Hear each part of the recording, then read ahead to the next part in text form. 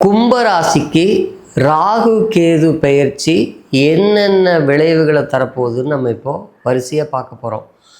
இந்த ராகுவினுடைய வருகை கும்பராசியில் வந்தவுடனே உங்களுடைய திறமைகள் அதிகமாகும். உங்கள் ஸ்கில்ஸை நீங்கள் நல்லா டெவலப் பண்ணிக்கிறதுக்கான சந்தர்ப்ப சூழ்நிலைகளாக ரொம்ப அமையும்.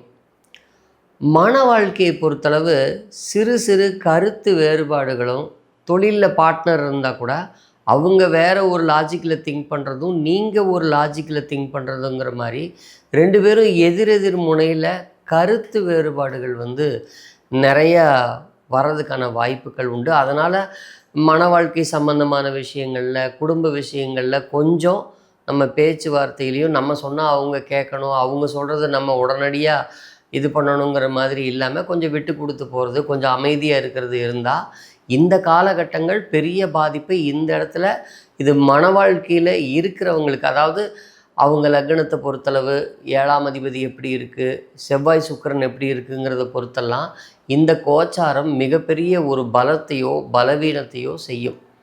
மற்றபடி நல்ல தசாபுத்தி நடக்கிறவங்க அதை பற்றி பெருசாக சிறு சிறு சாரல் வர்ற மாதிரியான சின்ன சின்ன சச்சரவுகள் வரும், அதை பற்றி பெருசாக ஒன்றும் கவலைப்பட வேண்டியதில்லை.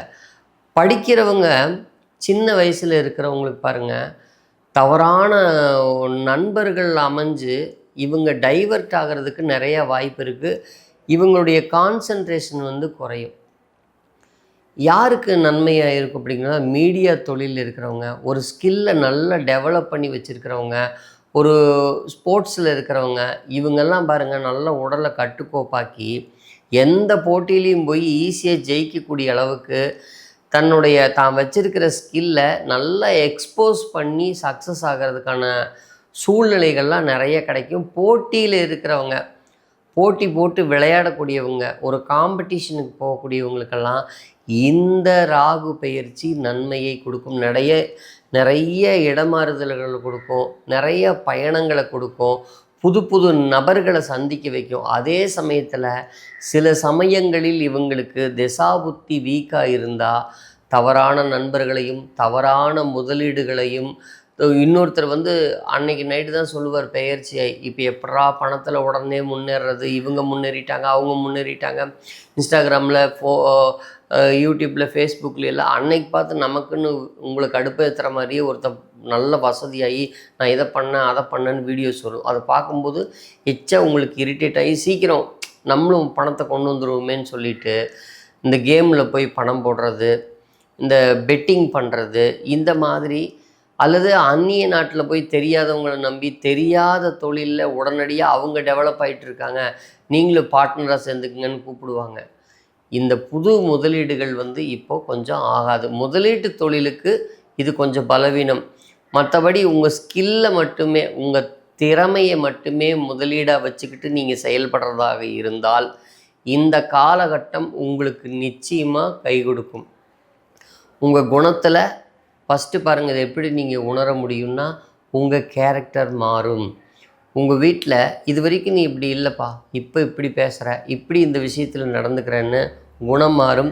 உங்கள் உடல் தோற்றத்தை நீங்கள் மாற்ற ஆரம்பிப்பீங்க. அதாவது குண்டாக இருந்தால் ஒல்லியாகணுங்கிற எண்ணமோ, இல்லை ஒல்லியாக இருந்தால் குண்டாகணுங்கிற எண்ணமோ, அந்த மாதிரி குணமாறுதல்கள். அதே சமயத்தில் உங்கள் உணவு பழக்க வழக்கத்தை மாற்றுறதுக்கான வாய்ப்புகளும் நிறைய இந்த காலகட்டத்தில் வரும்.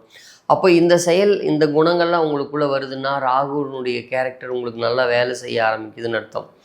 நிறைய பேர்த்துக்கு ஒரு குறிப்பிட்ட வயசு குடும்பத்தை தாங்கி பிடிச்சிட்ருக்கிற லெவலில் இருக்கிறவங்களுக்கு பணப்பேராசை யாராவது தூண்டுனாங்கன்னா அதை அப்படியே சைலண்ட்டாக விட்டுட்டு அப்படியே ஸ்லோவாக, ஏன்னா ஏற்கனவே 7.5 சனி நடந்துகிட்ருக்கு, 5 வருஷம் கடந்தாச்சு. இப்போ அவர் வாக்குஸ்தானத்துக்கு போயிருக்கார், 2ஆம் இடம் குடும்ப வாக்குஸ்தானத்துக்கு. அப்போ இந்த டைமில் ராகு உங்கள் ஆசையை தூண்டி உங்களை எங்கேயாவது கடன் வாங்க வச்சு இன்வெஸ்ட் பண்ண வச்சா கட்டாயம் கடைசியில் போகக்கூடிய 7.5 சனி மறுபடியும் 7.5 வருஷத்துக்கு இஎம்ஐ கட்ட வச்சு விட்டுட்டு இந்த ராகு பண்ணி விட்டுட்டு போயிடும். அப்போது நீங்கள் உடனே டெவலப் ஆகணுங்கிற எண்ணத்தை உங்களுக்குள்ளே பயங்கரமாக இது விதைக்க பார்க்கும். இந்த டைமில் நீங்கள் ரொம்ப கவனமாக இருக்க வேண்டிய ஒரே விஷயம் என்னென்னா, உங்கள் மன வாழ்க்கையிலையும் உங்கள் பொருளாதார வாழ்க்கையிலையும் அவசரப்படக்கூடாது. பொருளாதார நிர்வாக திறமை, நீங்கள் எவ்வளவு திறமையான ஆளாக இருந்தாலும் இப்போது உங்கள் பொருளாதாரத்தை நீங்கள் கையாளுறதுல உங்கள் குணம் மாறுதலாகி அனாவசிய செலவுகளை பண்ணுறதுக்கான வாய்ப்புகள் அதிகமாகும். உங்களுடைய திறமையை நீங்கள் எவ்வளோ வேணாலும் வளர்த்திக்கலாம். அதுக்கு இந்த ராகு உங்களுக்கு அற்புதமாக ஹெல்ப் பண்ணும். நீங்கள் மற்றவங்களுக்கு ரொம்ப அட்ராக்டிவாக தெரிவிங்க. இதையெல்லாம் பயன்படுத்தி உங்கள் திறமைகளை மட்டுமே முதலீடாக போட்டு நீங்கள் வளர பாருங்கள். இந்த மைனஸான சில விஷயங்களை சமாளிக்கிறதுக்கான எளிய பரிகாரங்கள் என்ன அப்படின்னா, நீங்கள் உங்கள் ஜென்ம நட்சத்திரத்தன்னைக்கு காளஹஸ்தி கோயிலுக்கு போய் ஒரு நைட்டு தங்கி இருந்து நல்லா கும்பிட்டுட்டு வாங்க. அதுக்கு முன்னாடி உங்கள் குலதெய்வம் கோயில் தெரிஞ்சால் அங்கே போய் ஒரு நமஸ்காரம் பண்ணி வழிபாடு பண்ணிவிட்டு அதுக்கப்புறமா நீங்கள் போயிட்டு வாங்க. அப்படி போக முடியாதவங்க உங்கள் வீட்டுக்கு பக்கத்துலேயே ஒரு பெருமாள் கோயிலை தேர்ந்தெடுத்துக்கோங்க.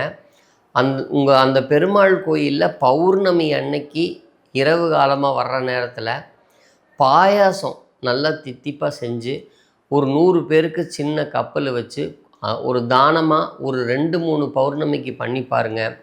உங்கள் அனாவசிய செலவுகள் குறைஞ்சு நீங்கள் திட்டமிடாத செலவுகள் நிறைய எனக்கு வந்துக்கிட்டே இருக்குது, கடன் ஏற்படுத்தி விட்டுக்கிட்டே இருக்குது, என்னால் அதை சமாளிக்க முடியலன்னு ஒரு சூழல் உங்களுக்கு இருந்தால் அந்த சூழ்நிலை அப்படியே உங்களுக்கு கட்டுப்படும். அதை நீங்கள் கண்கூட பார்க்கலாம். இந்த எளிய வழிபாட்டு முறையை பண்ணுங்கள்.